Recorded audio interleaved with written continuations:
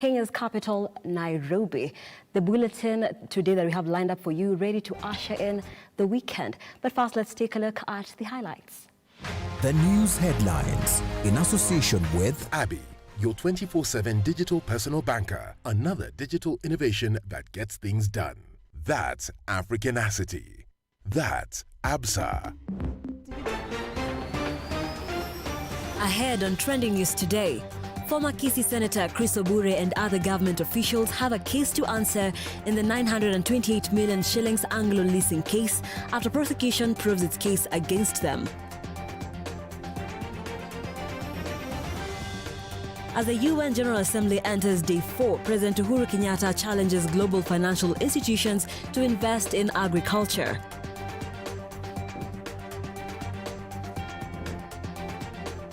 And after March call to action, Foreign Affairs Ministry wants the Parliament to ban domestic workers' flights to Saudi Arabia.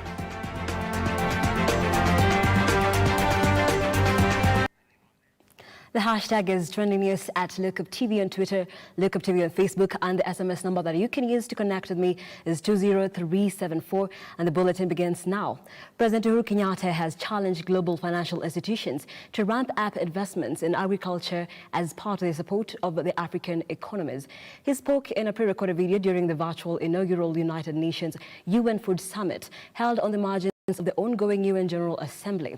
Uhuru urged financial institutions to support the innovation and design appropriate mechanisms that will help eliminate risks and losses in Africa's agricultural sector. Take a look. Your Excellencies, distinguished delegates, ladies and gentlemen, my administration in Kenya has focused on ensuring 100% food and nutrition security in Kenya. We also recognize that to feed a fast-growing population, we need a step change in policy, but also in practice. We have developed a Kenya Food Systems Call to Action. It seeks to develop food systems which are data-driven, inclusive, and innovative, and which ensure Kenya's food systems provide a rich and diverse diets and builds climate-resilient livelihoods.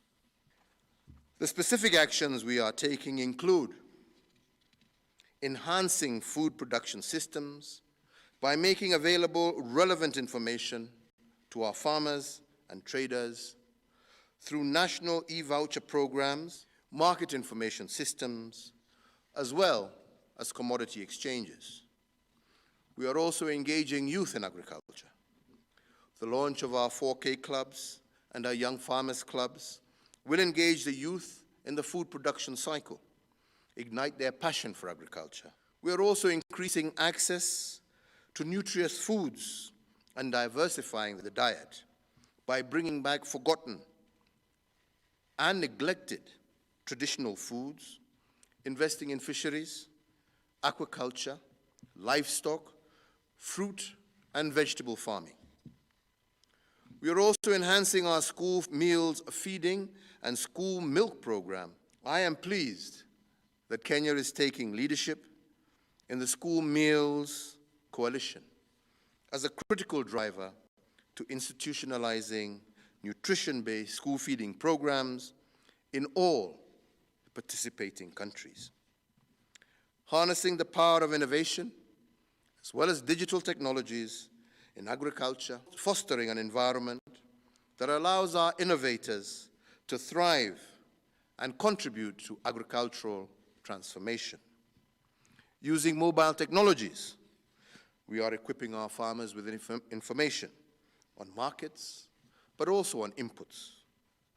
But we haven't forgotten climate-smart agriculture programs. And here, we will further expedite our ecosystem restoration efforts through agroforestry, reforestation, and to ensure sustainable use of our natural resources.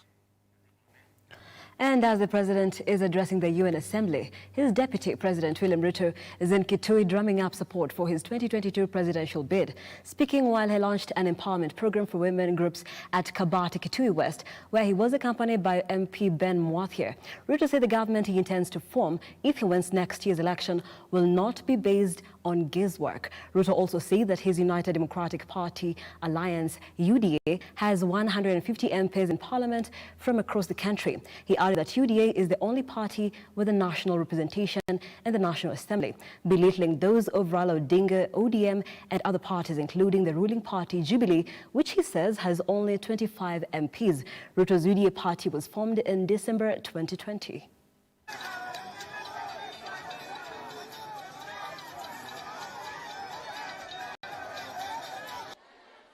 Tunataka hiyo serikali tunaunda mwaka ujao, hatutaki kuiendesha na guesswork. Tunataka kuiendesha na mpango sawa sawa.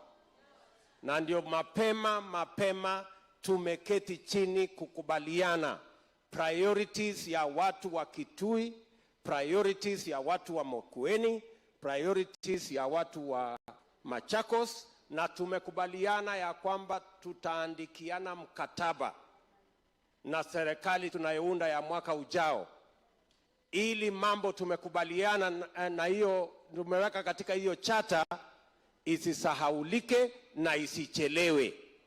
Tuhakikishe ya kwamba yale tumekubaliana tunayatimiza. Mnanielewa watu wa Kitui? Pia tunajua ya kwamba hatujafikisha stima mahali kwa nyumba ya wote. Tumefanya kazi hiyo, tulianza na watu 14,000 2013, saa hii tumefika watu 75,000, lakini safari hiyo bado iko mbali. Mpaka tutimize ahadi ya kwamba kila nyumba Kitui County iwe na stima, hatutasimamisha hiyo mradi. Na ndio tulikuwa tumeweka mpango sawa sawa. Tulikuwa tumesema awamu ya Jubilee ya kwanza tujenge barabara, tujenge reli, tuunganishe stima, tujenge technical training college. Awamu yetu ya pili, hiyo mnasikia inaitwa Big 4, ilikuwa mambo ya housing, itupatie nafasi 4,000,000 ya vijana kufanya kazi. Nafasi ya universal health coverage ni kuhakikisha kwamba kila mwananchi Kenya ako na bima ya afya ambayo mtu akienda hospitalini gharama hiyo inalipwa na bima ya serikali ya umma. Na vile vile tulikuwa tumepanga tuweke pesa katika mambo ya kilimo, ndio wakulima wapate mbegu, wapate mbolea, wapate maji na pia wapate soko ya kuuzia mazao yao. Tulimaliza ile awamu ya kwanza, tukajenga reli, tukajenga barabara, tukaunganisha stima, tukafanya TTI. Hii awamu ya pili ilikwama kwa sababu kuna majamaa, ule mtu wa kitendawili alikuja na rege, akatukoroga na mambo ya rege, akatuletea kitu inaitwa BBI ambaye ni ukora mtupu. Ninyi mnanisikia? Mnanielewa? Na ndio mimi nimesema hivi, wale walioandika hiyo mambo ya kubadilisha katiba walisema tubadilishe katiba tuwe na rais ambaye atakuwa anakaa kama mfalme, ati awe na mamlaka ya kupita bunge, awe na mamlaka kuzidi mahakama. Nyinyi mnataka rais mfalme ama mnataka rais mfanyikazi? Si tunataka rais mfanyikazi. Hawa wangwana, na hata tukikuwa na rais hustlers ndio bora zaidi. Hawa wangwana wanataka kutuundia rais ambaye ni mfalme, ambaye anaweza kuhujumu bunge, ambaye anaweza kuhujumu mahakama, ili atitue na rais ambaye ni mfalme. Na ndio Mungu alitusaidia, BBI ikakwama. And moving on, now former Kisii Senator Chris Obure has a case to answer in the 928 million shillings Anglo Leasing Case. This is after the prosecution this morning proved a case against him and other government officials.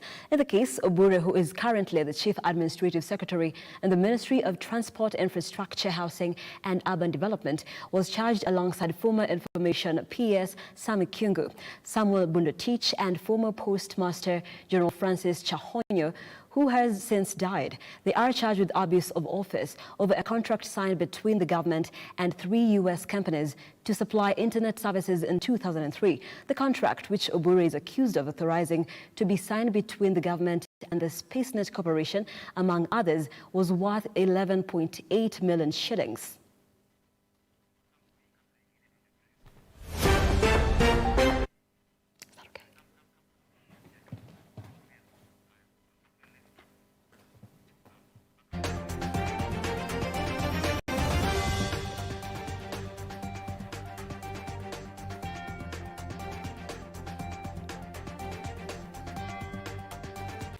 And right about now, we take a very short break here on Trending News, but keep the hashtag going, hashtag Trending News right here on Lookup TV. You can engage with me using the SMS number 20374. What's trending where you are? Let me know at Lookup TV on Twitter, Lookup TV on Facebook. We take a very short break. Don't go too far.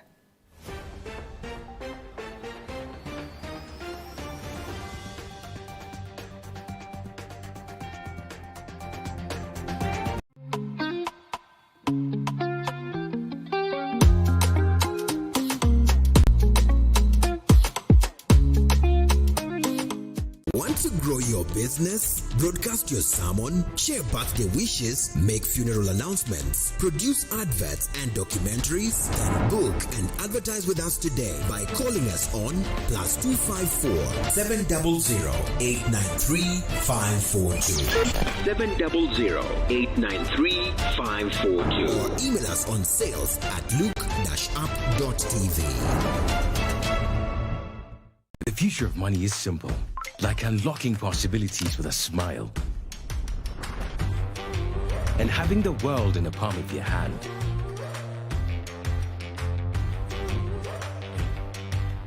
It's the ability to touch many lives at the same time and turn your dreams into reality. It's forgetting and still remembering.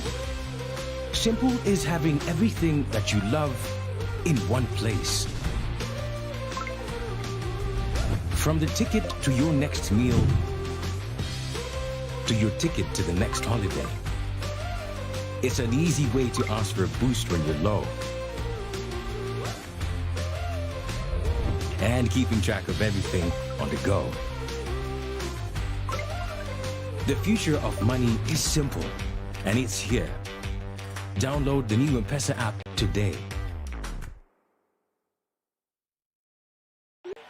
Please make those payments and take dinner out the freezer. Enjoy your day off.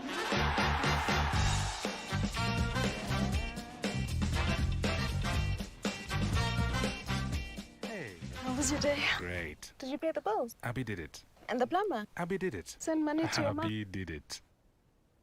Who's Abby? Bank on WhatsApp with Abby, your 24/7 digital personal banker. Another digital innovation that gets things done. That's Africanacity. That's ABSA. Did you take dinner out the freezer?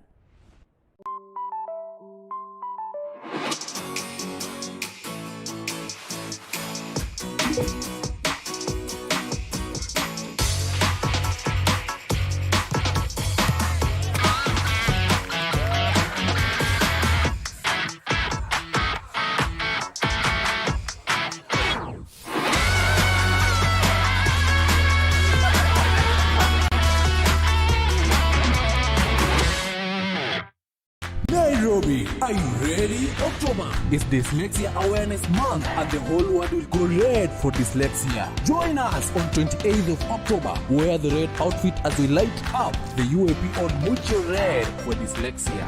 Where will you be watching the glow from? Does your child write B instead of D?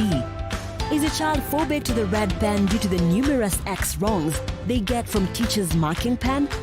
Do they refer to your child as a slow learner?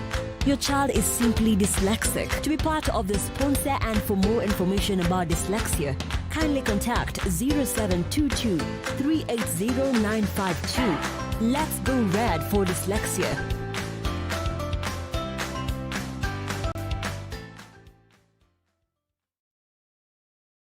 Like, follow, subscribe, click the notification button. Join the Look Up TV movement now.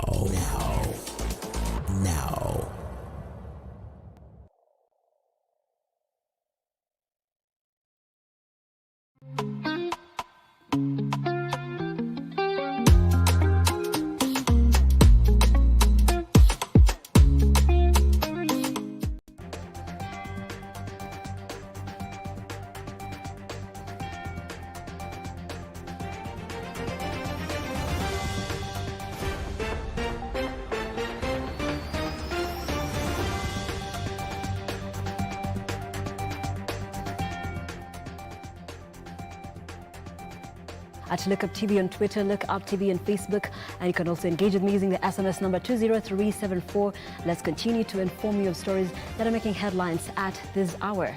Moving on, the IEBC has gazetted Githua Ngugi as a nominated senator to replace the late Senator Victor Pringei in the Senate. Ngugi will complete the remaining term before 2022 general elections.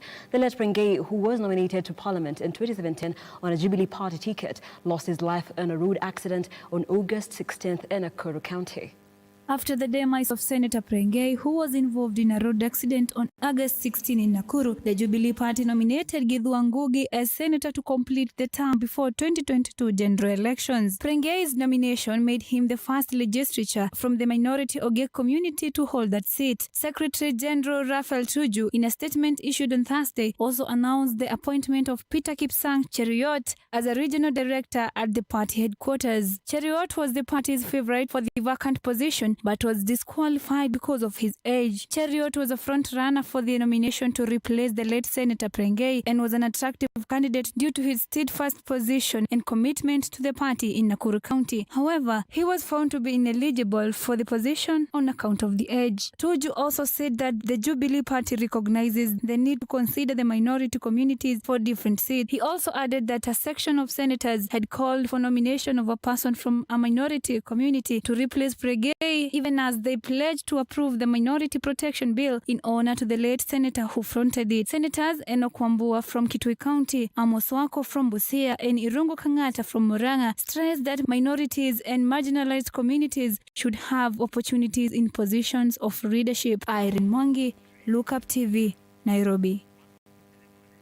Thank you, Arimongi, for that report. And the Ministry of Foreign Affairs, through its Permanent Secretary, Ambassador Macharia Kamau, wants Parliament to temporarily ban Kenyans from traveling to Saudi Arabia until adequate protection measures on Kenyans traveling to Saudi Arabia are put in place. David Kasembeli now reports. Speaking before the Labour and Social Welfare Parliamentary Committee, the Principal Secretary, Ambassador Macharia Kamau, called for a temporary ban on recruitment and exportation of Kenyans to the Gulf country. Ambassador Kamau explained that the decision to propose a ban was informed by the increasing number of lives lost and distress calls by Kenyans working in Saudi Arabia. According to the report submitted to the Labour Committee, this year only 41 Kenyans have died in Saudi Arabia, 28 of them being domestic workers. Last year, 48 Kenyans, 29 of them being domestic workers, died in the same Middle East nation. The number of Kenyans reported to be in distress in the embassy in 2019 were 883, but the cases have risen to 1,025 people in the last 1 year. The report also showed that 89 Kenyans, majority of them being domestic workers, have died in the past 2 years in Saudi Arabia, where authorities reported the cause of death as cardiac arrest. The PS also told the committee that the government accepted the cardiac arrest explanation given by the Saudi government and never conducted autopsies on the bodies to independently determine the causes of their deaths. Macharia also said that the government requires bold and decisive action to curb further suffering of Kenyan domestic workers in Saudi Arabia. The ambassador also added that it should not be seen to be condoning such high number of lives lost and distressed of citizen majority of whom are young and vulnerable women. The peers for the Ministry of Foreign Affairs say that his ministry raised concerns to the Ministry of Labour that is headed by Simon Chelugui in July 2021. They further recommended a ban to travel until adequate protection measures were put in place. He stated that Foreign Affairs Ministry is willing to support efforts geared towards protecting Kenyans living abroad.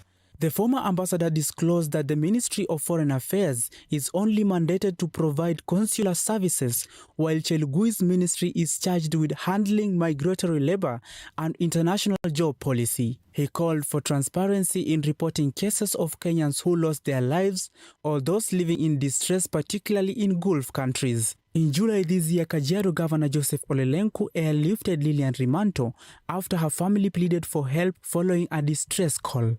David Kasimbeli, Look Up TV, Nairobi.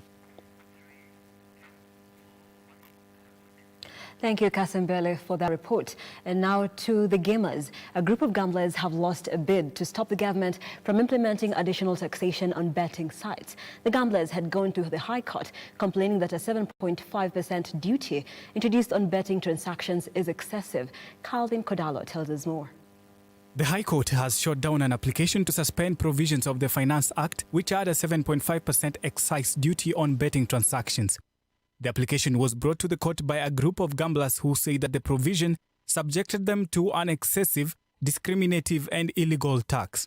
The gamblers therefore urged the court to stop Kenya Revenue Authority (KRA) from enforcing the provision, which was signed into law as part of amendments to the Finance Act on the final day of the last financial year. The gamblers argued that the enforcement of the disputed law risks killing the betting industry in Kenya and the livelihoods of millions. However, Justice George Odunga declined the petition by the gamblers, indicating there was no evidence that the new tax would cause the immediate closure of gambling businesses as the applicants were contending. The High Court judge also said that some gambling firms were already complying with the provisions that were being challenged in court, and it is in the public interest to not suspend the provisions in question because taxpayer money would have to be used in refunding all the taxes already paid to Kenya Revenue Authority. Since July 1st, KRA requires that betting firms collect a 7.5% tax on the amounts staked by bettors. Gamblers also pay a 20% tax on winnings that betting firms are required to withhold and remit to the taxman. Calvin Kodalo, Look Up TV, Nairobi. Thank you, Kodala, for that report. Now, the Auditor General Nancy Gathungu has questioned national drought management authorities spending over 160 million for the financial year that ended June 2019. Gathungu noted that out of the 3.9 billion shillings allocated to drought management body and disbursed to the county offices, documents of, however, 160 million was spent could not be provided for auditing. In a report tabled before the parliament, Gathungu says that documents of how the money was spent were not availed to her office and the circumstances, occurrence, validity and accuracy of the spending could not be confirmed. The auditor's report, which also raised question marks on the documents of over 54 vehicles owned by the authority, comes 2 weeks after the President Uhuru Kenyatta declared drought around the country a national disaster. The President also directed the National Treasury and the Ministry of Interior and Coordination to spearhead the government efforts of providing relief food and water to the affected regions. The mitigation measures also include livestock uptake by the government to avoid loss of the pastoralist communities. According to the government spokesman Cyrus Oguna, over 1.4 million Kenyans are at risk of hunger, starvation and on the brink of acute food shortages. Drought-related deaths have been reported in Kilifi and Baringo counties, while thousands of livestock have been killed in Marsabit, Tana River and Isiolo regions already experiencing drought stress. Residents in some parts of the affected areas are reported to be surviving on wild roots and fruits, and they are forced to trek for tens of kilometers to fetch water. With government already allocated over 2 billion Kenyan shillings to deal with the situation, Kenyans are watching with interest how authorities account for every single shilling spent. And it is indeed such a shame if 160 million shillings cannot be accounted for. And it is the body that manages drought in the country, with now over 13 counties experiencing drought and famine. And on that note, we take another short break here on Trending News, but don't go too far. There's so much more lined up for you.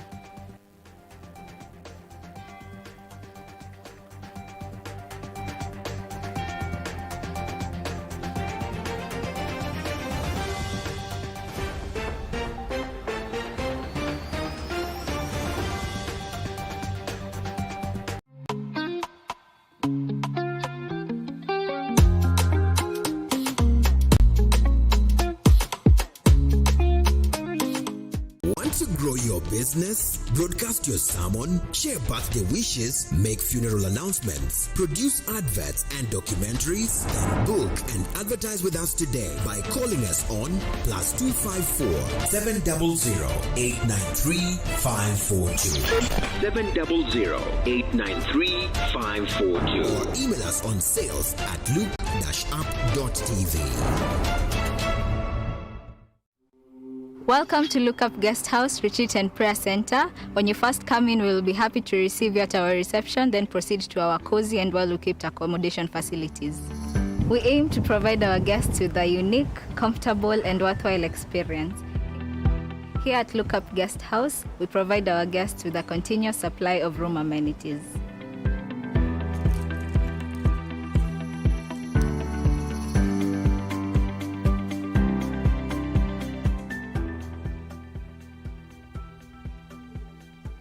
A cool environment for all your retreat activities.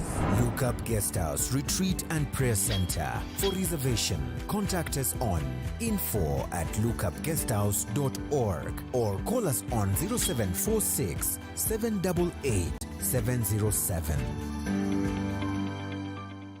Did you know the world's top icons and legends who have made history are dyslexic?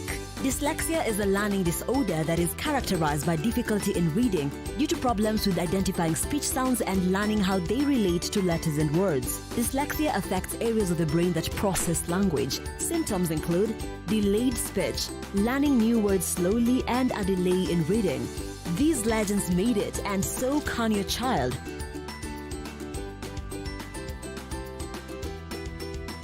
Nairobi, are you ready? October is Dyslexia Awareness Month and the whole world will go red for dyslexia. Join us on 28th of October. Wear the red outfit as we light up the UAP on Mucho Red for dyslexia. Where will you be watching the glow from? Does your child write B instead of D? Is your child phobic to the red pen due to the numerous X wrongs they get from teachers' marking pen? Do they refer to your child as a slow learner? Your child is simply dyslexic. To be part of the sponsor and for more information about dyslexia, kindly contact 0722 380 952. Let's go red for dyslexia.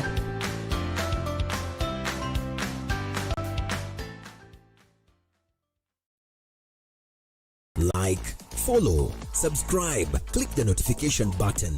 Join the Look Up TV movement now.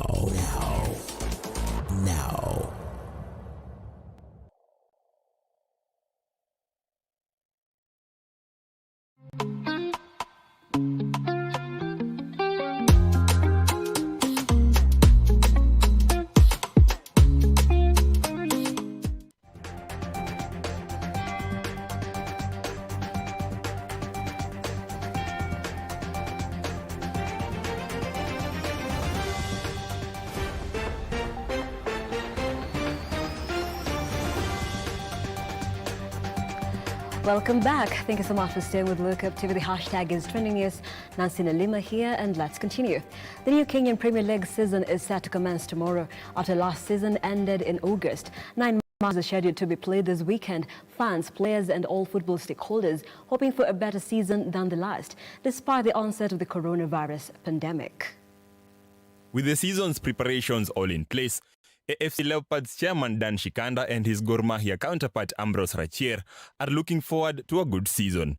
The two giant club leaders acknowledged that the COVID-19 pandemic affected all clubs in the league. Furthermore, as the season begins, match officials are expected to be neutral and officiate matches in the most professional way possible. This comes after coaches questioned the way some officiated matches. Despite the challenges, all teams finished the season well, with Tusker FC emerging league champions ahead of second-placed KCB FC. They won the title for the first time since 2016. Tusker FC will start their campaign against 13-time league champions AFC Leopards, a match that will be played at the Thika Stadium. AFC Leopards have lost several players, depleting their squad. Last season's runners-up KCB FC will play Gor Mahia in their opening fixture at Thika Stadium, while Posta Rangers will play Kariobangi Sharks at the same venue. Gor Mahia's squad is richly constituted after signing 7 players, including Boniface Omondi, who is back after a stint with Wazito FC. New entrants FC Talanta, Vihiga Bullets, and Kenya Police expect stiff competition from the big boys this season. FC Talanta and Vihiga Bullets earned their promotion by finishing in first and second position respectively, while Kenya Police earned their spot by trouncing Vihiga United. FC Talanta will play Wazito FC at Ruaraka Grounds on Saturday, while Vihiga Bullets will play against Bidco United at the Buhungu Stadium. Kenya Police will square it out with Kakamega Homeboys at the same venue on Sunday. Bandari FC will welcome Mathare United at Mbaraki Stadium tomorrow. Nairobi City Stars will play Sofapaka on Sunday, while Ulinzi Stars will start their campaign against Nzoia Sugar FC. Alvin Khayumbi, Look Up TV, Nairobi. Thank you, Alvin Khayumbi. And our sports reporter right there brings us to the end of Trending News here today. And I don't know what your plan is as we usher in the weekend, but here on Look Up TV, we like to inform you, entertain you, and educate you. Great programming lined up for you this weekend. Kids programming. There's a lot of jamming up to do tomorrow on Radio Gospel with Cecilia Lubanga. There's Why I Did It later on at 8 p.m. and our subsequent bulletins all through the weekend just for you, our dear viewer. I am Nancy Lima. Thank you so much for watching. I do hope yourselves a pleasant evening, afternoon, however you like to call it. Goodbye.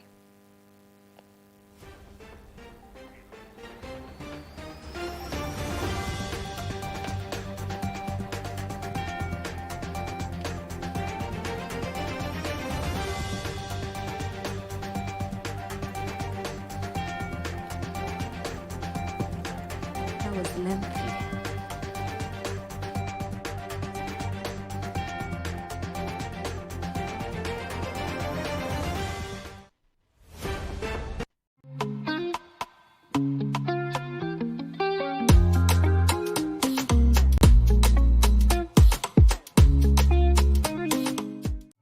We value your feedback and welcome your complaints about our programming and operations. Feel free to get in touch with us through 0700 893 542 or send us an email to views@look-up.tv. We can't wait to hear from you.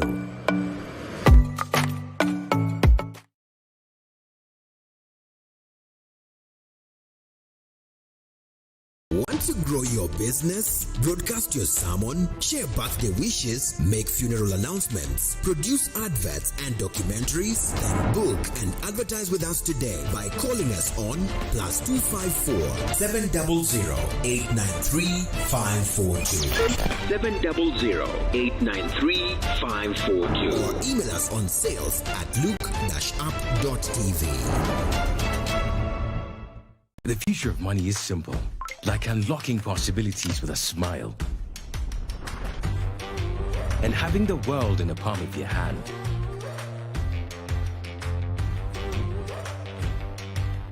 It's the ability to touch many lives at the same time and turn your dreams into reality. It's forgetting and still remembering. Simple is having everything that you love in one place. From the ticket to your next meal, to your ticket to the next holiday. It's an easy way to ask for a boost when you're low. And keeping track of everything on the go. The future of money is simple, and it's here. Download the new M-Pesa app today. Nairobi, are you ready? October is Dyslexia Awareness Month and the whole world will go red for dyslexia. Join us on 28th of October. Wear the red outfit as we light up the UAP on Mucho Red for dyslexia. Where will you be watching the glow from? Does your child write B instead of D? Is your child phobic to the red pen due to the numerous X wrongs they get from teachers' marking pen? Do they refer to your child as a slow learner? Your child is simply dyslexic. To be part of the sponsor and for more information about dyslexia, kindly contact 0722 380 952. Let's go red for dyslexia.